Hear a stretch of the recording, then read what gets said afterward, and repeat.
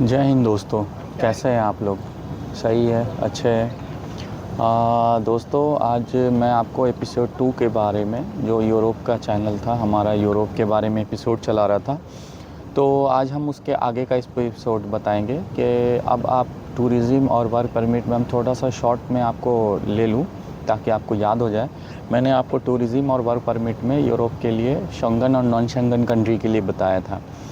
तो अभी मैं आपको आगे बताऊंगा कि इसमें आप टूरिज़्म के लिए क्या क्या रिक्वायरमेंट था, जैसा कि मैंने आपको पहले भी बताया था कि आपको क्या चाहिए था। और इसमें आपको शॉर्ट स्टे के लिए पहला अप्लाई है, दोबारा लॉन्ग या मल्टीपल वीज़ा वो देते हैं। तो सबसे पहले दोस्तों, ये टूरिज़्म के लिए मैं अभी डिस्कस करूँगा, फिर वर्क परमिट में बताऊँगा। तो टूरिज़्म के लिए आपको शेंगन कंट्री यानी आप 29 कंट्री में मूव कर सकते हैं, तो इसके बारे में ही मैं ज़्यादा बताऊंगा।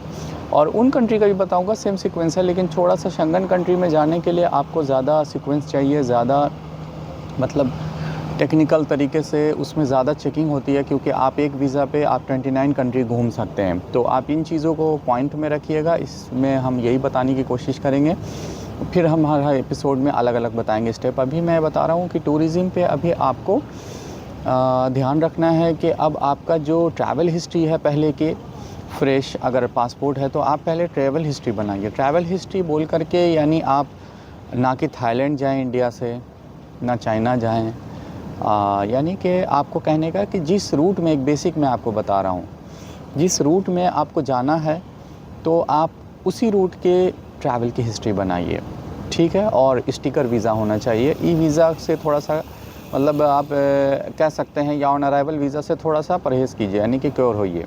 तो इस रूट का मतलब क्या हो गया कि अगर आपको यूरोप जाना, तो यूरोप के रूट में कौन आता है? यूरोप के रूट में गल्फ़ आता है, आपका यूरोप आता है, उसके साथ आपका यानी कि आपका क्या कहते हैं, इराक़ है, और आपका इसराइल है, और उसके बाद आपका इजिप्ट है और तुर्की है। तो मैं आपको ये चीज़ बोलूँगा कि आप तुर्की और इंडिया से अगर विज़िट कर रहे हैं, या आप जो भी अपनी ज़ुबान की कंट्री, हमारी उर्दू हिंदी जो भी चलती है, उसके लिए चाहिए कि टूरिस्ट के लिए आपको ट्रैवल हिस्ट्री बनाइए। ट्रैवल हिस्ट्री के लिए आप तुर्की या इजिप्ट का टूर कीजिए स्टिकर वीज़ा पे, तो उसके हिसाब से आपको ज़्यादा परफॉर्मेंस बनेगा। हाँ, फ्रेश पासपोर्ट पे भी मिल सकता है, लेकिन आपका जॉब किस जगह जॉब कर रहे हैं, यानी गल्फ़ में अगर जॉब कर रहे हैं या अपनी होम कंट्री में जहाँ भी जॉब करें, अगर वो रिकॉग्नाइज्ड बहुत बड़ा है, जैसे आप पीएमओ ऑफिस में जॉब कर रहे हैं, या आप ज़िला पदाधिकारी यानी डीएम कलेक्टर ऑफिस में जॉब कर रहे हैं, या किसी सुप्रीम कोर्ट में, तो फिर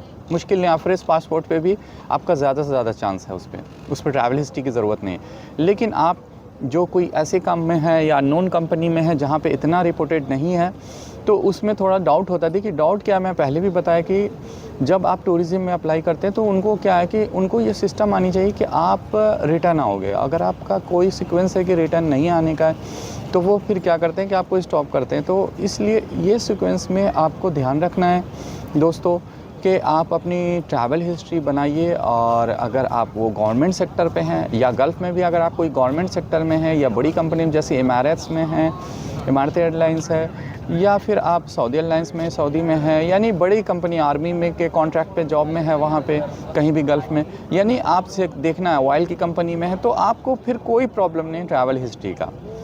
लेकिन अननोन कंपनी में आप गल्फ़ में काम करते हैं, या इंडिया में, या पाकिस्तान, बांग्लादेश, जहाँ की वेरीफाई इतना अच्छा नहीं हो सकता है कि हाँ ये यहाँ से आप, तो उनको क्या है, रिटर्न का चीज़ है, तो आप उसमें ट्रैवल हिस्ट्री बनाएं। ट्रैवल हिस्ट्री के लिए बेटर है आप तुर्की या इजिप्ट का ट्रैवल हिस्ट्री बनाइए, और स्टिकर वीज़ा हो, आप उस पर शॉर्ट स्टे पे घूम के आइए, और फिर आप उसके बाद रिटर्न फिर आप दोबारा अप्लाई कीजिए अपॉइंटमेंट के लिए, ताकि आपका जो चांस है ना, वो चांस आपका अप्रूवल का ज़्यादा बनेगा। तो दोस्तों, ये चीज़ का आपको ध्यान रखना है। ये कि इम्पॉर्टेंट एक चीज़ हुई जो ज़्यादा लोग सवाल करते हैं कि ट्रैवल हिस्ट्री कहाँ का है, तो आपको यही चीज़ का ध्यान रखना। आपको Singapore, south Korea on arrival visa, Thailand India के लिए है, या श्रीलंका है, तो उन चीज़ों पे आपको जाना है ठीक है आप बनाइए, लेकिन ज़्यादा क्योर होगा कि आप इस रूट में जाके ट्रैवल हिस्ट्री बनाइए, तो आपके लिए बेटर होगा और अच्छा परफॉर्मेंस होगा इसके लिए ट्रैवल हिस्ट्री का। और स्टिकर वीज़ा होना चाहिए आपका, स्टैंपिंग का।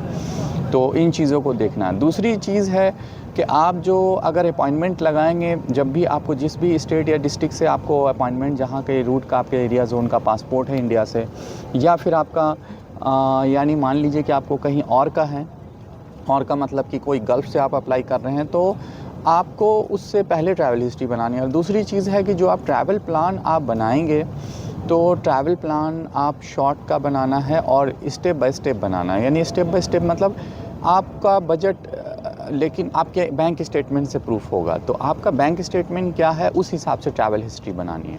मतलब आपका जो घूमने का पर्पज़ होगा वो ऐसा नहीं है कि जी आपका अगर 3 लाख रुपए इंडिया का है, या यहाँ का 15-16 हज़ार 17 हज़ार जो भी गल्फ़ का कंट्री का है, तो आप 2-4 कंट्री को घूमने का ऑर्डर बना दिया। तो ये चीज़ क्या है ना कि आपको रिजेक्शन का मतलब ज़्यादा सीक्वेंस आएगा। तो आप इन चीज़ों पे आप फोकस करना है कि आपका जो ट्रैवल हिस्ट्री हो, मतलब जो घूमने का जो आपका जो ट्रैवल प्लान होगा, वो आप अगर इतना 3 लाख और 4 लाख का अमाउंट शो कर रहे हैं, तो आप कोशिश कीजिए कि एक ही कंट्री का इस चीज़ को दिखाने की कोशिश कीजिए। मतलब ट्रैवल प्लान उसमें डालना पड़ेगा आपको अपॉइंटमेंट में, जब आप सबमिशन में जाएंगे शेंगन कंट्री में, तो आप अपना ट्रैवल प्लान एक ही कंट्री का दिखाएंगे कि हमको इस कंट्री में जाके जहाँ जहाँ भी आपको घूमना है, तो अपना ट्रैवल प्लान बताएंगे पर डे वाइज का, 5 दिन का, 6 दिन का, शॉर्ट स्टे में जो भी आपको होता है।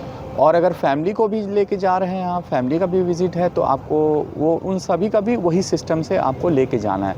ऐसा नहीं कि आपको 2 दिन यहाँ घुमाएंगे फिर 2 दिन वहाँ लेके चले जाएंगे उस कंट्री। तो इससे क्या है ना, ये डाउट होने लगता है कि आप इतना जल्दी कैसे कैसे घूम जाएंगे, जबकि आपका बजट, आपका बैंक बैलेंस आपका शो कर रहा है इन चीज़ों पर सही नहीं शो कर रहा है। तो ये डिपेंड अपॉन आपका बैंक बैलेंस पर डिपेंड है कि आपका ट्रांजैक्शन में बैंक बैलेंस कितना रहता है। तो उस हिसाब से आप अपना जो ट्रैवल ट्रिप प्लान बना के उनको देंगे अपने लेटर के साथ, जो अपॉइंटमेंट में शेंगन जोन में। तो उन चीज़ों को आपको फोकस करना है। और अगर आप कोई नॉन यूनियन कंट्री, मतलब नॉन शेंगन कंट्री में जा रहे हैं एक ही कंट्री के लिए, तो आप कोई मुश्किल नहीं है, वो तो एक ही कंट्री का, आप एक ही कंट्री का ट्रैवल प्लान बना के आप सबमिट करेंगे। तो इन 2 चीज़ों पे आपको फोकस करना है। अब नेक्स्ट हम फिर आपको बताएंगे अगले एपिसोड में, इसमें थोड़ा लंबा वीडियो हो जाएगा, कि कौन कौन पेपर होगा और किस तरह से आप प्रोसीजर डालेंगे उन पेपरों पे, जो जिस पेपर के थ्रू आप जो है उनसे आप कनेक्ट होंगे। यानी कि आपका जो परफॉर्मेंस होगा सबमिशन के लिए, वो इन चीज़ों पर ध्यान रखना है, फोकस रखना है, ताकि आपको किसी तरह का, यानी कि 1% होगा कि आप रिजेक्शन हो, लेकिन कोशिश हम बताने की कोशिश करेंगे। जो मेरा तजुर्बा, जितना मैं घूमा या जो भी गया हूँ मैं, तो उस आइडिया से मैं आपको बताऊँगा कि उस व्यू से आपको कहाँ कहाँ चीज़ ये ध्यान रखनी है। दूसरा चीज़ आपको ये ध्यान रखना है कि अब आपको एक चीज़ और मैं बताते चलूँ, पेपर वर्क में नेक्स्ट 3rd एपिसोड में बता दूंगा, कि अब जब भी कभी आप इमिग्रेशन पॉइंट पे जाते हैं, कॉमन व्यू बता रहा हूँ, तो आप अपना रिटर्न टिकट और इंश्योरेंस और होटल बुकिंग को श्योर अपने साथ इमिग्रेशन पॉइंट पे लेके जाएं।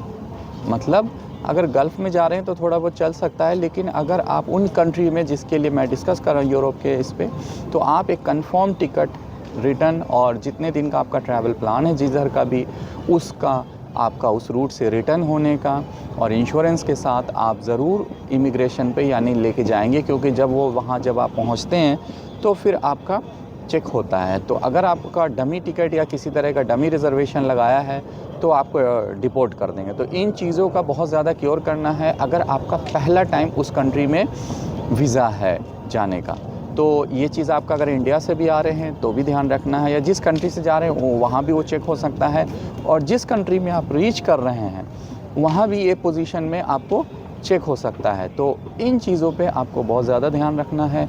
बाकी नेक्स्ट टाइम आपको एपिसोड में मैं बताऊंगा कि इस व्यू पे किस तरह से क्या क्या देखेंगे और क्या क्या पेपर होंगे, क्या क्या प्रॉब्लम आते हैं और किन किन फोकस करना है आपको, कैसी हिस्ट्री बनानी है आपको, और किस तरह लेटर ड्राफ्टिंग होनी चाहिए। एक फॉर्मेट में एक आइडिया बताऊंगा, उसके बेस पे आप कुछ भी देख सकते हैं और उस बिना पे आप जा सकते हैं। और भी कंट्री का मैं बताऊंगा, और अमेरिका है या जो भी है, एक पैटर्न आपको समझ में आएगा। तो इंग्लिश कंट्री का सभी पैटर्न ही एक है, चाहे ब्रिटेन हो चाहे यूएसए का तो आपको पता है अपॉइंटमेंट लग के मतलब सबमिशन होता है, अपॉइंटमेंट में आपका इंटरव्यू होता है, तो उस बेस पे आपका सारा काम होता है। तो ये चीज़ है दोस्तों, तो इन चीज़ों को मैंने आपको बताया। अभी हम कोशिश करेंगे कि आप इस चीज़ को रिव्यू करेंगे और हम नेक्स्ट 3rd एपिसोड में इसके आगे पेपर के प्रोसीजर बताएंगे आपको कि क्या क्या पेपर और किस तरह से बनाएंगे। ओके दोस्तों, बहुत बहुत शुक्रिया आपका। जय हिंद।